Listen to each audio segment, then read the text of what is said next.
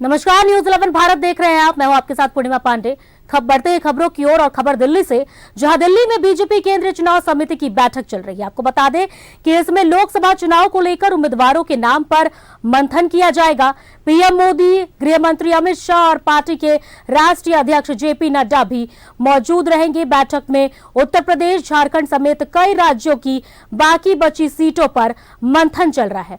वहीं बीजेपी ने झारखंड की 11 सीटों पर उम्मीदवारों के नाम का ऐलान कर दिया है, लेकिन धनबाद और चतरा सीट पर अब तक सस्पेंस बना हुआ है। उम्मीद है कि इस बैठक में चतरा और धनबाद सीट पर उम्मीदवारों की घोषणा हो सकती है। तो दिल्ली में बीजेपी केंद्रीय की ये बैठक, और इस बैठक में अब ये कयास लगाए जा रहे हैं कि झारखंड की जो 2 बची हुई सीटें हैं, धनबाद और चतरा, जिस पर अब तक उम्मीदवारों के नाम की घोषणा नहीं की गई है, इस पर घोषणा हो सकती है। ये कयास लगाए जा रहे हैं। तो ये बैठक काफी अहम माना जा रहा है। इस वक्त की सबसे बड़ी खबर आपको बता दें कि दिल्ली में बीजेपी केंद्रीय चुनाव समिति की बैठक,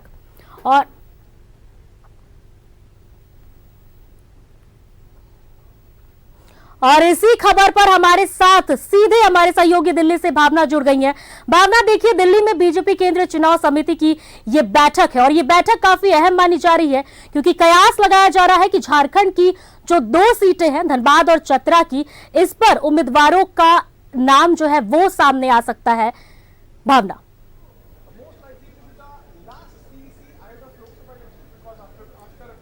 बिल्कुल आपने सही कहा कि ना सिर्फ झारखंड बल्कि आप ये कहिए कि उत्तर प्रदेश भी है, पश्चिम बंगाल भी है, उड़ीसा भी है और भी कई राज्य हैं जिनको लेकर ये जो केंद्रीय चुनाव समिति की जो बैठक है वो हो रही है, जिस पर अभी मंथन लगातार चल रहा है। 2 बैठकें हो चुकी है, ये तीसरी बैठक है। प्रधानमंत्री पहुंच चुके हैं। यही वो बीजेपी का कार्यालय है जहाँ पर लगभग 8:30 बजे प्रधानमंत्री नरेंद्र मोदी पहुँचते हैं। उनके पहुँचने से पहले जो है बीजेपी के राष्ट्रीय अध्यक्ष जगत प्रकाश नड्डा, वहीं केंद्रीय गृह मंत्री अमित शाह, रक्षा मंत्री राजनाथ सिंह पहुँचते हैं और कई राज्यों के जो बड़े लीडर्स हैं वो भी यहां पर पहुंचते हैं सीसी में शामिल होने के लिए। सबसे पहले उत्तर प्रदेश की बैठक खत्म होती है, जिसमें कुल मिलाकर 10 सीटों पर गहन चर्चा होती है। आखिरी मोहर उन सीटों पर लगती हुई नजर आती है। वहीं अगर आप पश्चिम बंगाल की बात करेंगे तो पश्चिम बंगाल के लगभग सभी सीटों को लेकर मंथन हो चुका है। लगभग उम्मीदवारों पर जो है मोहर लग चुकी है, लेकिन 3 सीटें ऐसी है जिस पर मंथन होना भी बाकी है। वहीं अगर आप उड़ीसा की बात करेंगे तो फिलहाल उड़ीसा को लेकर अभी ये बैठक चल रही है, यानी कि दर बाय दर, यानी कि स्टेप बाय स्टेप सभी राज्यों का जो है नंबर आ रहा है और सभी राज्यों को लेकर डिस्कशन हो रहा है। ऐसे में झारखंड की क्योंकि 2 ही सीट बाकी है जिनको लेकर अब डिस्कशन होगा और एक फाइनल मोहर लग जाएगी। दरअसल अगर आप देखें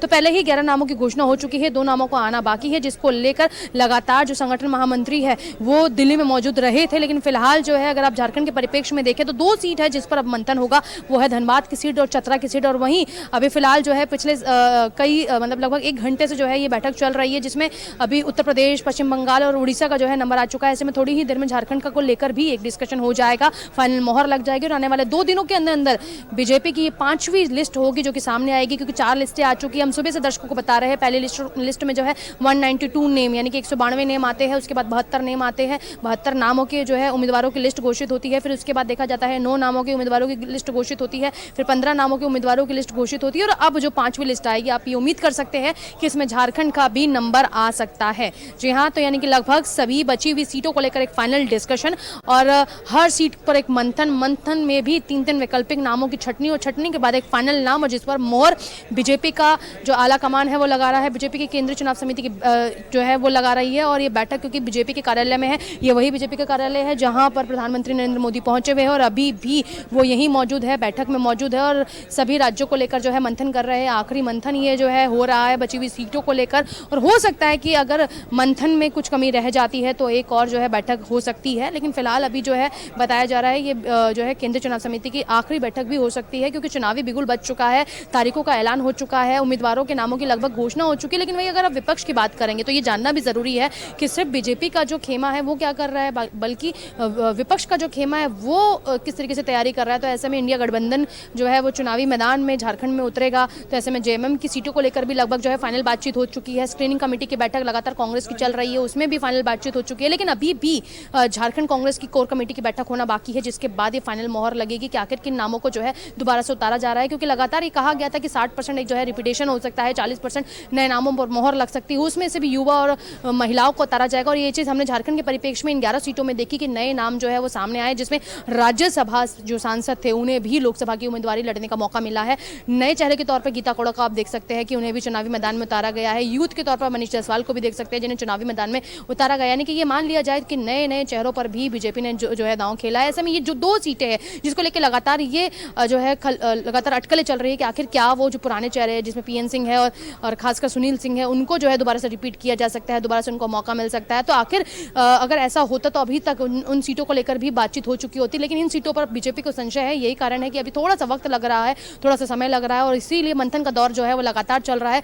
पहली बैठक जब हुई थी केंद्रीय चुनाव समिति की, उसके बाद ये देखा गया था कि झारखंड का जो पूरा प्रतिनिधि है मंडल है वो यहाँ पर पहुंचा था, जिसमें संगठन महामंत्री भी थे, प्रदेश अध्यक्ष भी थे, प्रदेश प्रभारी भी थे और यहाँ तक कि क्षेत्रीय संगठन मंत्री भी थे, जिनके साथ जो है बैठकें ये हुई, कोर ग्रुप की बैठक हुई और उसके बाद केंद्रीय चुनाव समिति की बैठक हुई और लगभग 24 घंटे के बाद उन 11 नामों की लिस्ट सामने आ गई। और ऐसे में अभी भी 2 नाम जिसको लेकर अभी भी संशय बरकरार है कि आखिर वही 2 नाम जो है दोबारा से रिपीट होंगे या नहीं होंगे या फिर नए चेहरों को मौका मिलेगा। जिस तरीके से बीजेपी कह रही है कि युवा और कांग्रेस जो है युवा और महिलाओं को जो है मौका मिल सकता है, नए चेहरों को मौका मिल सकता है, तो क्या इन 2 सीटों को लेकर जिसमें अभी भी नाम अभी तक सामने नहीं आए हैं, तो क्या नया चेहरे को मौका मिल सकता है? इस बात की भी जो अटकलें हैं वो भी लगातार बढ़ रही है, यानी कि अब थोड़े सा ही इंतजार करना पड़ेगा लगभग 2 दिनों को, जिसमें ये तय हो जाएगा कि आखिर कौन से नए चेहरे हैं जिन पर बीजेपी जो है दांव खेलने जा रही है। क्योंकि आप योगेंद्र प्रताप सिंह की अगर बात करें तो उनका नाम भी चल रहा है और वहीं अगर परिणता सिंह की बात करें तो नए चेहरे, ये 2 नए चेहरे जिनका नाम अभी रेस में आगे है, तो क्या इन्हीं नामों पर आखिरी मोहर लगती है या नहीं, इसको देखना दिलचस्प होगा। लेकिन अभी लगभग 8:30 भावना ये धनबाद और चतरा की सीट को लेकर काफी कश्मकश चल रहा है। ऐसा देखने को मिल रहा है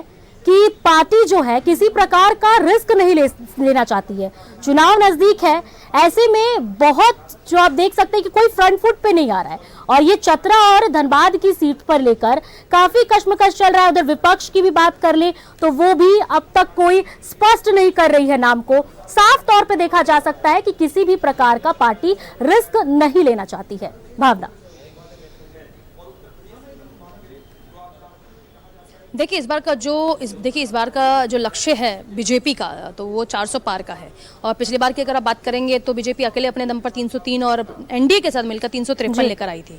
164 सीटें ऐसी थी जिस पर बीजेपी को हार का भी सामना करना पड़ा था और जिस पर कम मार्जिन से आप ये कहिए कि बहुत नज़दीकी से वो सीट निकलती हुई नजर आई थी। ऐसे में क्लस्टर्स इंचार्ज बनाकर, पन्ना प्रमुख बनाकर, बूथ अध्यक्ष बनाकर, मंडल के अध्यक्ष बनाकर नियुक्ति कर उन सीटों के ऊपर खासा जोर दिया गया और खासकर जो सीटों पर बीजेपी ने जीत हासिल की थी उसमें भी पर्यवेक्षकों को भेजकर एक मंथन लिया गया, ग्राउंड की एक रिपोर्ट ली गई कि आखिर क्या जनता इतना पसंद करती है कि अगर चुनावी मैदान में इन उम्मीदवारों को उतारा जाए तो एक सकारात्मक परिणाम देखने के लिए मिल सकता है। यही कारण है कि अभी जिन सीटों पर अभी तक नाम नहीं आया है, आप समझ लीजिए कि उस पर एक गहरा मंथन हो रहा है, यानी कि अभी वो ऐसा मंथन है जिसमें यह तय हो सकता है कि पुराने चेहरों को हटा दिया जाए और नए चेहरों को मौका मिले, या फिर इसमें यह भी हो सकता है कि पुराने चेहरों पर सरकार जो है, आलाकमान जो है एक बार फिर से दांव लगा सकता है। और ये तमाम चीजें जो है कहीं ना कहीं पर्यवेक्षकों की भी रिपोर्ट पर निर्भर करती है जो कि केंद्रीय कार्यालय में पहुंची।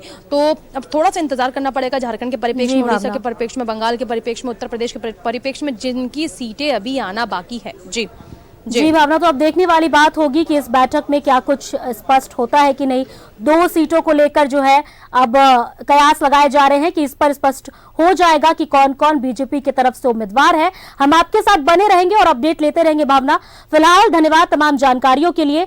तो बीजेपी की ये अहम बैठक जिसमें झारखंड के 2 सीटों पर मंथन होने के कयास लगाए जा रहे हैं, ये कयास लगाया जा रहा है कि इस 2 सीटों पर उम्मीदवारों के नाम इस बैठक के बाद सामने आ सकते हैं। अब देखना यह है कि बीजेपी इस बैठक के बाद इन 2 सीटों पर उम्मीदवारों के नाम की घोषणा करती है या नहीं।